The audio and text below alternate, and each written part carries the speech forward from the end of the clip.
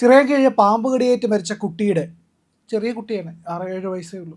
ആ കുട്ടിയുടെ വീടിൻ്റെ ഗതി കണ്ടു കഴിഞ്ഞാൽ, അവസ്ഥ എന്താണെന്ന് കണ്ടു കഴിഞ്ഞാൽ ഏതൊരു മനുഷ്യൻ്റെയും ഹൃദയം ഒന്ന് പിടയ്ക്കും. കാരണം ആ അവസ്ഥയാണ് പ്ലൈവുഡ് കൊണ്ടുണ്ടാക്കിയ. ചേച്ചി കണ്ടായിരുന്നു ആ വീഡിയോ? ഞാൻ കണ്ടിരുന്നു മോനെ, സഹിക്കാൻ പറ്റില്ല. അതിനേക്കാട്ടിലുപരി അമ്മ കിടന്ന് കരയുന്നു. ഒറ്റ മകനാണ് കേട്ടോ. അമ്മയുടെ കരച്ചിൽ ഏത് മാതൃഹൃദയവും ഭേദിക്കുന്ന പോലത്തെ ഒരു കരച്ചിൽ. എനിക്കത് കണ്ടുകൊണ്ടിരിക്കാൻ പറ്റുന്നുണ്ടായിരുന്നില്ല. ഈ വീടെന്ന് പറയുമ്പോൾ ഇത്രയും ഇവർ കൊട്ടിഘോഷിക്കുന്ന ഇലക്ഷന് മുമ്പിൽ ഇങ്ങേര് ഉണ്ടാക്കിയ ഹോർഡിങ്ങുകൾക്ക് എത്ര കോടി രൂപയാണ്. അന്ന് മുതൽ പറയുന്നൊരു വാചകമുണ്ട്, ഈ വീടുകളില്ലാത്ത ആൾക്കാർക്ക് മഴയത്തും മഞ്ഞത്തും വെയിലത്തും കിടക്കുന്ന ആ വീടുകളുടെ സാഹചര്യം മനസ്സിലാക്കി ഓരോരുത്തരും ഇവരുടെ എല്ലാ പാർട്ടിക്കാരും ഫോർ ദാറ്റ് മാറ്റർ വീടുകളിൽ അഭ്യർത്ഥനയൊക്കെ ആയിട്ട് പോകുമല്ലോ. Why don't you note it down? ഈ വീട്ടുകാർക്ക് ഇന്ന പ്രശ്നങ്ങളുണ്ട്, ഐ ഡു ദാറ്റ്. ഞാനത് ചെയ്യുന്ന വ്യക്തിയാണ്. ഓരോ വീടുകളിൽ പോകുമ്പോൾ അവരുടെ അവസ്ഥ എനിക്ക് ചെയ്യാൻ പറ്റുന്നതൊക്കെ ചെയ്യും, പക്ഷേ അറിവിലേക്ക് വേണ്ടി ഞാനത് ക്രോഡീകരിച്ച് വയ്ക്കാറുണ്ട്. ഇവരുടെ പാർട്ടിക്കാരും ഇങ്ങയുടെ പൊങ്ങച്ചം വിളമ്പാൻ വേണ്ടി, പിണറായി സഖാവിൻ്റെ പൊങ്ങച്ചം വിളമ്പാൻ വേണ്ടി ആ വീട്ടിൽ എത്ര പ്രാവശ്യം കയറിയിറങ്ങും. വളരെ അഭിമാനത്തോടും അഹങ്കാരത്തോടും ആയി പണ്ട്, പത്മജ നിങ്ങളുടെ ഗ്രഹസമ്പർക്കം എത്ര വട്ടമായി? ഞങ്ങളുടെ 4 കഴിഞ്ഞു 5 കഴിഞ്ഞു. ഓരോ തവണ ഓരോ കടലാസ് കഷ്ണം കൊണ്ടാണ് ചെല്ലുന്നത്. ലോകത്തിലെ ഏറ്റവും സുന്ദരമായ ഒരു സ്ഥലമുണ്ടെങ്കിൽ അത് കേരളമാണെന്ന്. പക്ഷേ ലോകത്ത് തന്നെ ഏറ്റവും അധികം ആളുകൾ ഈ ചെറിയ കാലഘട്ടത്തിൽ മരിച്ച ഒരു പ്രദേശമുണ്ടെങ്കിൽ അത് കേരളമാണെന്ന് നമ്മളിപ്പോൾ ഉറക്കെ പറയാനായിട്ട് പറയേണ്ടിയിരിക്കുന്നു. അതോടൊപ്പം തന്നെ ഞാൻ ഇന്ന് രാവിലെ കണ്ടിട്ടാണ് ഇറങ്ങുന്നതിന് മുമ്പ്, ഇന്നലെ ഒരു ലേഡി പാമ്പ് കടിയേറ്റ് മരിച്ചിട്ടുണ്ട്. അവിടുത്തെ ആറമ്മ വന്ന് പറയാണ് അവർക്ക് യാതൊരു പാമ്പ് കടി ഏറ്റതിൻ്റെ യാതൊരു ലക്ഷണങ്ങളും കൊടുത്തില്ല. അതുകൊണ്ടാണ് അവർക്ക് TT ടെറ്റനസ് ടോക്സൈഡ് ഇഞ്ചക്ഷൻ കൊടുത്തത്. ഒരു കാലിൽ ഒരു പാടേ അവർ കണ്ടെന്നുള്ളൂ. ഈ വലിയ പാമ്പാകുമ്പോൾ 2 എണ്ണം കുറച്ച് അകലത്തിലാണ് കാണുക. ഒന്നേ കണ്ടുള്ളൂ.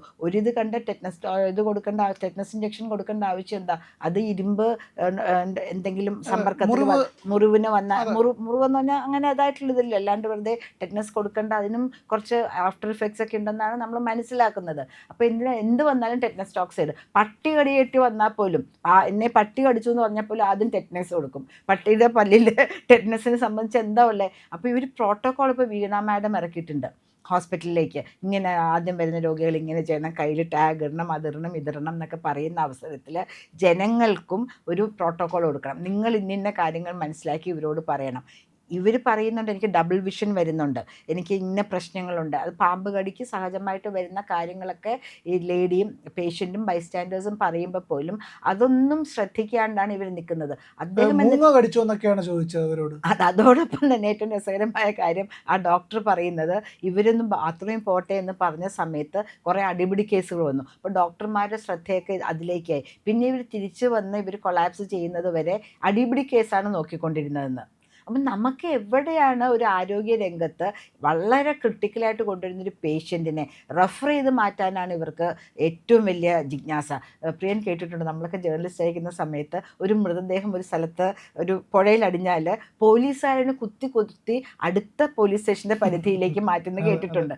സാധാരണ ആശുപത്രിയിൽ, ഗവൺമെൻറ് ആശുപത്രിയിൽ കൊണ്ടുവരുന്ന എത്ര സീരിയസ് ആയ രോഗികളെയും അവിടെ ആൻറ്റിവെനമൊക്കെ ഉള്ള ആശുപത്രിയിലാണ് ഈ ലേഡിയെ കൊണ്ട് ചെന്നിരിക്കുന്നത്, പേഷ്യൻറ്റിനെ കൊണ്ട് ചെന്നിരിക്കുന്നത്.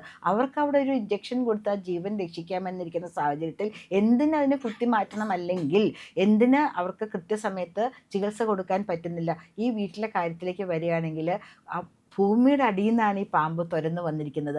ഇപ്പൊ വീട് മുഴുവൻ അതിന്റെ താഴത്തെ തൃശ്ശൂർ അൽജോയുടെ വീട്ടിലാണ് അത് ചെയ്തുകൊണ്ടിരിക്കുന്നത്. തറ പൊളിച്ച് പരിശോധിക്കണമെന്നാണ് പറയുന്നത്. അതെ, 4 തവണ പാമ്പിനെ കണ്ടു, 4 പ്രാവശ്യം കണ്ടു. കാര്യം ചൂടത്തെ സമയത്ത് അതിന് മാളത്തിൽ നിന്ന് പുറത്തേക്ക് വരുന്നതെന്നാണ് പറയുന്നത്.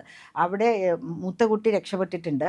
ആ കുട്ടിയെ ശുശ്രൂഷിച്ച ഭിഷഗ്വരൻ്റെ അഭിപ്രായത്തിൽ കൃത്യമായിട്ട് സമയത്ത് കൃത്യമായ കാര്യങ്ങൾ ചെയ്യാൻ പറ്റും. അതൊരു പ്രൈവറ്റ് ഹോസ്പിറ്റലിലാണ് കൊണ്ടുപോയി.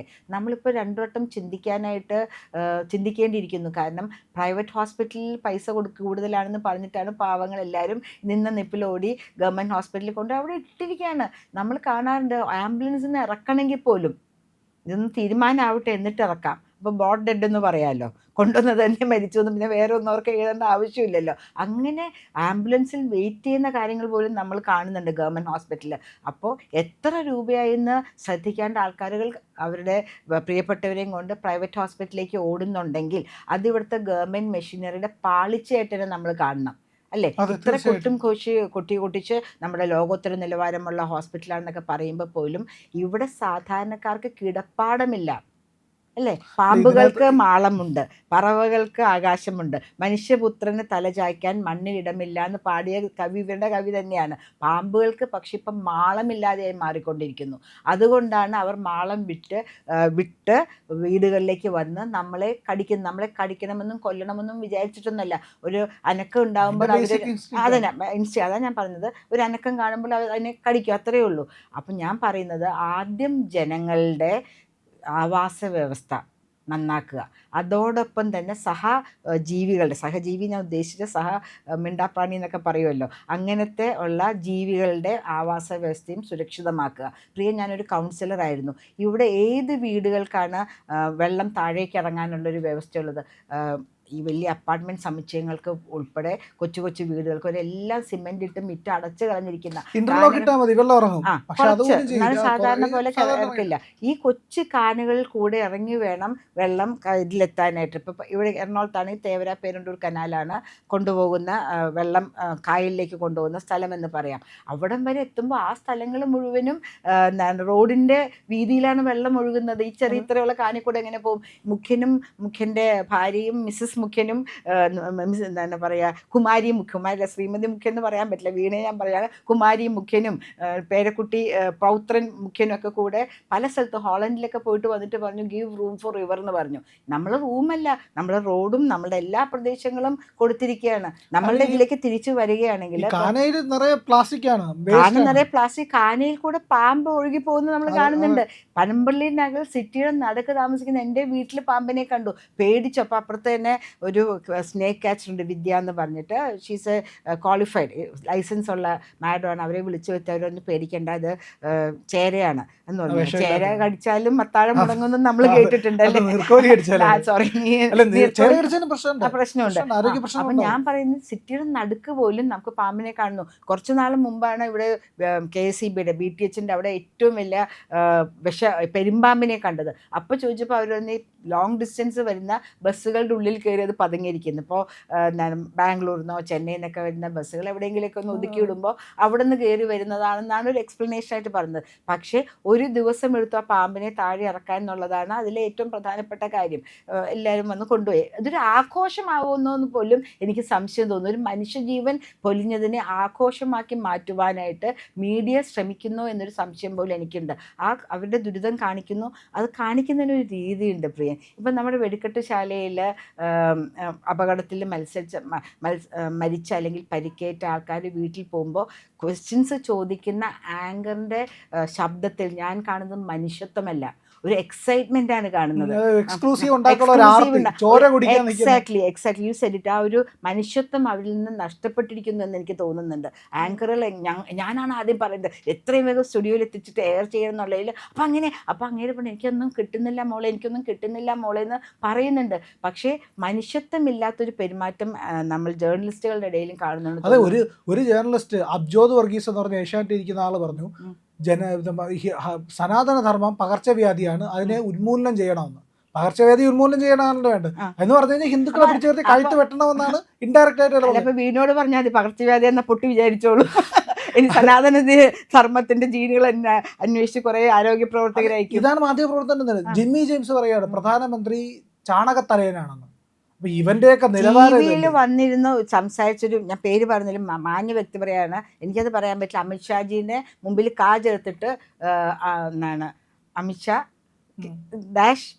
ചേർത്തിട്ട് ഷാന്ന് ഒന്ന് ആലോചിച്ചു. TV വന്നിരുന്ന് പറയാ.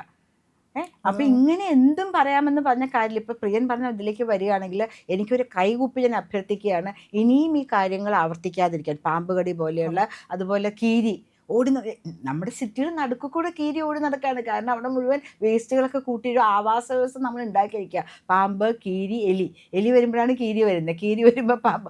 അങ്ങനത്തെ ഒരു അവസ്ഥയിലേക്ക് പോയിരിക്കുമ്പോൾ നമ്മളിപ്പോൾ ചിരിച്ചുകൊണ്ട് പറയുന്നു, ഞാനിത് അനുഭവിച്ച സ്ത്രീ എന്നുള്ള നിലയിൽ പറയാണ്. ആ മാഡം വന്ന് പാമ്പിനെ പിടിക്കുന്നവർ അത് അങ്ങോട്ടും പോവാണ്ട് നോക്കണം, വീടിൻ്റെ ഉള്ളിൽ കയറാണ്ട് നോക്കണം, വേറെ എവിടെയെങ്കിലും അതിൻ്റെ മുട്ടയുണ്ടോ എന്ന് നോക്കണം. അപ്പോൾ പ്രിയപ്പെട്ടവർ, എനിക്ക് പറയാനുള്ളത്, പ്രിയപ്പെട്ട രാഷ്ട്രീയ പ്രവർത്തകരെ, അതുപോലെ ജേർണലിസ്റ്റ് ആയിട്ടുള്ള ആൾക്കാർ, പൊതുപ്രവർത്തകരെ ഞാൻ പറയുന്നത്, ഇങ്ങനെ താമസിക്കുന്ന അവരൊരു ലിസ്റ്റ് ഉണ്ടാക്കും.